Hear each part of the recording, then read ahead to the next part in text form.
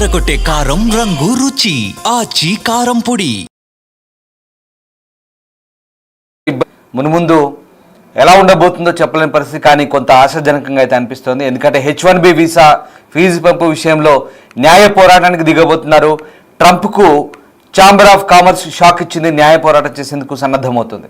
Tech కంపెనీల మద్దతు కూడగట్టేందుకు ఇప్పటికే టెలిఫోన్ వర్చువల్ మీటింగ్లు చేస్తున్నారు. ఇటీవల H1B వీసా ఫీజుని $1,00,000 పెంచారు ట్రంప్ నిర్ణయంతో టెక్ కంపెనీలు దిక్కుతోచని స్థితిలో పడ్డాయి. అసలు వీసాల ఫీజుని పెంచే అధికారం ట్రంప్కుందా? కాంగ్రెస్ ఆమోదంతో గతంలో ఉన్న ఫీజు విధానం ఇప్పుడు ఏకపక్షంగా సర్ఛార్జ్ విధించారు ట్రంప్. కోర్టులో ట్రంప్కు ఎదురుదెబ్బ తలిగే ఛాన్స్ కనిపిస్తుంది. ఎందుకంటే గతంలోనూ టారిఫ్ల విషయంలో కోర్టు మొట్టికాయలు వేసింది. తాజాగా H1B వీసాల విషయంలో కూడా కోర్టుకు వెళ్తే కోర్టు ఎలాంటి తీర్పు ఇవ్వబోతుందని మాత్రం ఆసక్తికరంగా మారుతుంది. అదే కనుక జరిగితే H1B వీసాలు ఆశిస్తున్న చాలా మందికి ఇది కొత్త ఊరటని చెప్పాలి. నిజంగా H1B వీసాదారులకు త్వరలో ఒక గుడ్ న్యూస్ రాబోతుందని ఆశించే పరిస్థితులు కూడా ఉండబోతున్నాయి. సో మొత్తం మీద H1B వీసా ఫీజు $1,00,000 పెంచుతూ అమెరికా అధ్యక్షుడు ట్రంప్ తీసుకున్న నిర్ణయంపై న్యాయ పోరాటం చేసే అంశాన్ని ఆ దేశ ఛాంబర్ ఆఫ్ కామర్స్ పరిశీలిస్తోంది. ఈ విషయాన్ని బ్లూంబర్గ్ పత్రిక కథనాన్ని వెలువరించింది. ఈ పోరాటానికి ఎన్ని కంపెనీలు మద్దతు ఇస్తాయనే దానిపై ఓ అవగాహనకు వచ్చేందుకు ఛాంబర్ ఆఫ్ కామర్స్లో సభ్యత్వం ఉన్న కంపెనీలతో టెలిఫోన్ వర్చువల్ మీటింగుల్లో చర్చిస్తోంది. ఇక H1B వీసా అధికంగా వినియోగించే టెక్ కంపెనీలు ఏవైతే ఉన్నాయో అవన్నీ కూడా ట్రంప్ నిర్ణయంతో ఇబ్బంది పడుతున్న విషయాన్ని కూడా ఇది సూచిస్తోంది. 2020లో నాన్ ఇమిగ్రెంట్ వీసాల జారీ నిలిపేయాలన్న నిర్ణయాన్ని కూడా యుఎస్ ఛాంబర్ ఆఫ్ కామర్స్ కోర్టులో సవాల్ చేసింది. అంతేకాదు అప్పుడు విజయం కూడా సాధించింది. తాజాగా ఛాంబర్ ప్రతినిధి మ్యాట్ లెటర్నో మాట్లాడారు. తమ సభ్యుల ఆందోళనలు నిరంతరం తమ వద్దకు చేరుతున్నాయన్నారు. ఈ విషయాన్ని అడ్మినిస్ట్రేషన్ దృష్టికి తీసుకెళ్తామంటున్నారు. ఇక ప్రస్తుతం H1B వీసాల ఫీజు పెంపు వల్లే వీసాదారులపైన ఆయన ప్రకటన చేయవచ్చనే ఆందోళన నెలకొన్నాయి. అయితే ట్రంప్ కార్యవర్గం కొన్నిటిపై స్పష్టతలు ఇచ్చినందుకు థ్యాంక్స్ చెప్తూనే మొత్తం మీద ఈ మొత్తం వ్యవహారానికి సంబంధించి కోర్టులో పోరాటం చేస్తామంటున్నారు. H1B వీసాల ఫీజు పెంపుపై ట్రంప్ చేసిన ప్రకటనకు ఉన్న చట్టబద్ధత ప్రశాంతంగా మారింది. ఫెడరల్ ఇమిగ్రేషన్ చట్టం US citizenship and immigration service fee వసూలు చేసేందుకు అనుమతించింది. ఇది కూడా దాని ఖర్చులకు సరిపోయేంత మాత్రమే. కానీ గతంలో ఉన్న ఫీజు విధానాన్ని కాంగ్రెస్ ఆమోదించింది. అవసరమైనప్పుడు దాన్ని సవరిస్తోంది. దీన్ని బట్టి H1B వీసాలపై స్వతంత్రంగా సర్ఛార్జ్ విధించే అధికారం ట్రంప్కు లేదని తెలుస్తోంది. అయితే దీనిపై ట్రంప్ వాదన భిన్నంగా ఉంది. అమెరికా ప్రయోజనాలకు ప్రమాదకరమని భావించిన విదేశీ వ్యక్తులను నిలువరించే అధికారం తనకు ఉందని చెప్తున్నారు. గతంలో కొన్ని ముస్లిం దేశాలపై ట్రావెల్ బ్యాన్ విధించినప్పుడు కూడా ఈ అధికారాన్ని ఆయన వాడుకున్నట్లు ఆ దేశ సుప్రీంకోర్టులో వాదించారు. అప్పుడు న్యాయస్థానం దాన్ని సమర్థించింది. అయితే H1B వీసాల విషయంలో మాత్రం జాతీయ భద్రత కంటే ఆర్థిక ప్రయోజనాలు కనబడుతుండడంతో కోర్టులో అది ఏ మేరకు నిలుస్తుందనేది మాత్రం ప్రశ్నార్థకంగా మారే అవకాశం కనిపిస్తుంది. సో మొత్తం మీద H1B వీసా విషయంలో అయితే అనేక టెక్ కంపెనీలకు సంబంధించి అయితే ఇప్పుడు ఒక ఆందోళన అయితే నెలకొంది. $1,00,000 ఫీజు విధిస్తారు. ట్రంప్ తీసుకున్న ఈ కొత్త ఉత్తర్వులు వన్ టైం ఫీజు చెల్లింపులు సెప్టెంబర్ 21 నుంచి అమల్లోకి వచ్చాయి. అమెరికన్ల ఉద్యోగాల కల్పన, అధిక వేతనాలు, స్కిల్స్ ఉన్న టెక్కీలకు మాత్రమే స్పాన్సర్షిప్ ఇవ్వాలన్న ఆలోచనతో ఈ నిర్ణయం తీసుకున్నట్లుగా ట్రంప్ అడ్మినిస్ట్రేషన్ చెప్తుంది. అయితే ఇలాంటి నిబంధనలు పెడితే అమెరికాలో టెక్ రంగం పరిస్థితి ఏమవుతుంది అనేది మాత్రం ఇప్పుడు క్వశ్చన్ మార్క్. ప్రస్తుతం అమెరికా టెక్ కంపెనీలో సాఫ్ట్వేర్ దిగ్గజాలుగా ఉన్నటువంటి మన సత్య నాదెల్ల కావచ్చు, సుందర్ పిచాయ్ లాంటి వాళ్ళు కూడా గతంలో H1B వీసాలపై వారే కదా. ఇది కూడా అమెరికా ప్రపంచ పోటీతత్వాన్ని తట్టుకోగలదా? మరి యుఎస్లో కార్పొరేట్ భవిష్యత్ నాయకత్వంపై ప్రభావం చూపుదా అనే అనేక సందేహాలు అయితే వెల్లువెత్తున్నాయి. సో H1B వీసాలపై కార్పొరేట్ శక్తులు ఆధారపడే ముఖ్యంగా Amazon, Google, Microsoft, meta, Apple లాంటి దిగ్గజ సంస్థలన్నీ కూడా ఇక తమ వర్క్ ఫోర్స్ను H1B వీసాదారుల నుంచి ఎక్కువగా వర్క్ను తీసుకుంటున్న పరిస్థితి. వాస్తవానికి ఇప్పుడు కార్పొరేట్ అంతా కూడా H1Bలపైన ఆధారపడి డెవలప్ అవుతుంది. నాకు చెప్పాను, మన సుందర్ పిచాయ్ కావచ్చు, సత్య నాదెల్ల కావచ్చు, వీళ్ళంతా కూడా ఒకప్పుడు H1B వీసాల మీద పోయిన వాళ్ళే. మరి అలా పోయి అమెరికన్ సొసైటీని డెవలప్ చేశారు, అమెరికన్ కంపెనీల ఎదుగుదలకు తోడ్పడ్డారు. అంతేకాదు ఇవాళ ఆ కంపెనీలకు అధినాయకులుగా ఎదిగారు పరిస్థితి. సో వాస్తవానికి భారత్ నుంచి H1B వీసాల మీద వెళ్ళిన వాళ్ళంతా అద్భుతమైన మానవ వనరులు, అద్భుతమైన నిపుణులు. సాఫ్ట్వేర్ కావచ్చు, మెడికల్ రంగంలో కావచ్చు, డాక్టర్లు కావచ్చు, ఇంజనీర్ కావచ్చు, ఇతరత్ర మేనేజ్మెంట్ సంబంధించి కావచ్చు, ఫైనాన్షియల్ డిపార్ట్మెంట్ సంబంధించి కావచ్చు, రకరకాలుగా అనేక విధాలుగా సుశిక్షితులైన నిపుణులను మాత్రమే ఇప్పటివరకు అమెరికా తీసుకుంది. అమెరికాలో కూడా వాళ్ళు అంతే స్థాయిలో అమెరికా అభివృద్ధికి దోహదపడుతున్నారు. మరి ఇదంతా ట్రంప్కు తెలియదా? కేవలం భారత్పై అక్కస్తో. ఎందుకంటే 75% ఇండియన్సే ఉన్నారు. H1B వీసాలకు సంబంధించి 75% ఇండియన్సే ఉన్నారు. కాబట్టి ఇండియన్స్ను టార్గెట్ చేసేది తీసుకున్నట్టుగా కనిపిస్తుంది.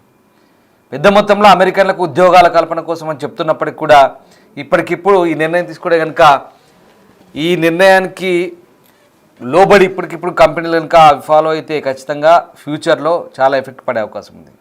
మరి అప్పట్లోగా నిపుణులను అమెరికా తయారు చేసుకోగలుగుతుందా? అప్పట్లోగా అమెరికన్ యూనివర్సిటీలు వీళ్ళందరినీ కొత్త వాళ్ళని తయారు చేస్తుందా? అది సందేహాస్పదమే. ఏదేమైనా గతంలో కూడా టారిఫ్ల విషయం ఒక ఉదాహరణ చెప్తాను. ట్రంప్ ప్రత్యేక ఆర్థిక అధికారాలను ఉపయోగించి టారిఫ్లు పెంచానని చెప్పాడు. సో సుప్రీంకోర్టు కూడా అదే చెప్పింది. సుప్రీంకోర్టులో ఛాలెంజ్ చేసినప్పుడు ఆ దేశ సుప్రీంకోర్టు నీ ఇష్టం ఉన్నట్టు పెంచడం కాదు, ఆర్థిక అధికారాలను అడ్డం పెట్టుకొని నువ్వు అడ్డగోలుగా వ్యవహరిస్తే మంచిది కాదు, ఇవన్నీ కూడా సస్పెండ్ చేస్తామంటూ సుప్రీంకోర్టు చెప్పింది. దానికి ఏం చెప్పాడు? ఒకవేళ అదే కనుక జరిగితే అమెరికా భవిష్యత్తు నాశనం అవుతుంది, లేదు మీరు చెప్పిన తప్పంటూ సుప్రీంకోర్టుని ఎదిరించే పరిస్థితి. ఇప్పుడు కూడా ఈ విషయంలో కూడా మళ్ళీ అమెరికన్ ఛాంబర్ ఆఫ్ కామర్స్ కనుక కోర్టుకు వెళ్తే కనుక ఇక్కడ కూడా ఖచ్చితంగా ట్రంప్కు ఎదురు దెబ్బ తగిలే అవకాశం ఉంది. ఒకవేళ గతంలో మనం చెప్పుకున్నట్టుగా నేను ట్రావెల్ బ్యాన్ విధించాను, ఇక్కడ కూడా ఆర్థిక ప్రయోజనాలు ముఖ్యంగా కనిపిస్తున్నాయి. ఎందుకంటే వాళ్ళకి ఉద్యోగాలు రావాలి, వాళ్ళకి డబ్బులు మిగలాలి, లేదా ఎక్కువ జీతాలు వాళ్ళకి రావాలి, ఇమ్మీడియట్గా అమెరికన్లంతా ఇంకా పెద్ద కోటీశ్వర్లు కావాలి, అర్జెంటుగా తమ వాళ్ళంతా కోటీశ్వర్లు అయిపోవాలనేది ఆయన కోరిక. అమెరికా గల్లపెట్ట నిండాలి, బాగా డాలర్లు ఉండాలి. అమెరికా గల్లపెట్ట దోచుకుంటుంది ఎవరు? అమెరికాకు సేవ చేస్తున్నారు. అమెరికాకు సేవ చేసే దాంట్లో అతి తక్కువ జీతాలకే మిగతా H1B వీసాదారులు వస్తున్నారనే కదా కంపెనీలు తీసుకునేది. అలాంటప్పుడు H1B వీసాదారుల్లో దోపిడీ ఎలా ఉంటుందనేది ఇక్కడ ట్రంప్కి అర్థం కావాలి. బట్ ఏదేమైనా అంటే వాళ్ళ ఉద్యోగాలను దోచుకుంటున్నారు, స్థానికులకు ఉపాధి అవకాశాలు లేవనేది వాళ్ళ వాదన. కానీ అమెరికన్లను నిపుణులుగా తయారు చేయడానికి మనం అడ్డుపడట్లేదు కదా. అమెరికన్ యూనివర్సిటీ కావచ్చు, అమెరికన్ అడ్మినిస్ట్రేషన్ కావచ్చు, వాళ్ళకు ఉద్యోగాలు ఉంటే మనమేం వాళ్ళ ఉద్యోగాలకి అడ్డుపడి మరి అక్కడ మనము ఆ ఉద్యోగాల విషయంలో మనకేం ఇక్కడ మాదిరిగా ఏదో ఖచ్చితమైనటువంటి రిజర్వేషన్ల మాదిరిగా లేకుంటే మ్యాండేట్గా ఇవ్వాలన్న రూల్ ఏం లేదు. ఆయా కంపెనీలు, ప్రైవేట్ టెక్ కంపెనీలు వాళ్ళకి తగ్గట్టుగా మానవ వనరులను తయారు చేసుకుంటున్నాయి. అందులో భాగంగా ఇండియన్స్ని తీసుకుంటున్నారు. అఫ్కోర్స్ H1B వీసాల విషయంలో వాళ్ళు ఎక్కువ శాతం ఆ వీసాదారులను తీసుకోవడం ద్వారా స్థానికుల్ని ఉద్యోగాల నుంచి తీసేస్తున్నారనేది వాళ్ళ వాదన. అది కూడా నిజమే, కాదనలేం. కానీ అక్కడ సుశిక్షితులైన నిపుణులు లేరనే ఆ కంపెనీలు భావిస్తున్నాయి. అవుట్ ఆఫ్ అమెరికా వెలుపల ఉన్న వాళ్ళని తీసుకుంటున్న పరిస్థితి. మరి ఇక్కడ కోర్టుకు కనుక వెళ్తే ఛాంబర్ ఆఫ్ కామర్స్, ఎందుకంటే ఖచ్చితంగా ట్రంప్ ఒక వాదనలు ఏమని తెచ్చు. గతంలో ట్రావెల్ బ్యాన్ విధించాం, ఎందుకంటే అమెరికా జాతీయ భద్రతకు ఇది సవాల్గా మారింది, అమెరికాకు మొప్పు ఉంది, అమెరికాకు సెక్యూరిటీ థ్రెట్ ఉందని చెప్పొచ్చు. అది ట్రావెల్ బ్యాన్ వరకు వర్తించింది. ఎందుకంటే తీవ్రవాదులు వస్తాడు, మంచివాడు వస్తాడు, చెడ్డవాడు వస్తాడు. ముఖ్యంగా ఇస్లామిక్ కంట్రీస్ నుంచి చాలామంది వస్తున్నారు, ఆఫ్రికన్ కంట్రీస్ నుంచి వస్తున్నారు, మా దేశానికి సమస్యగా మారుతున్నారంటూ ట్రావెల్ బ్యాన్ విధించారు. టెర్రరిస్టులు ఎవరైనా రావచ్చని భయం. దాంతవరకు సుప్రీంకోర్టు సంబంధించి. కానీ H1B వీసాల విషయంలో నిజంగా అప్లికేబుల్ అవుతుందా?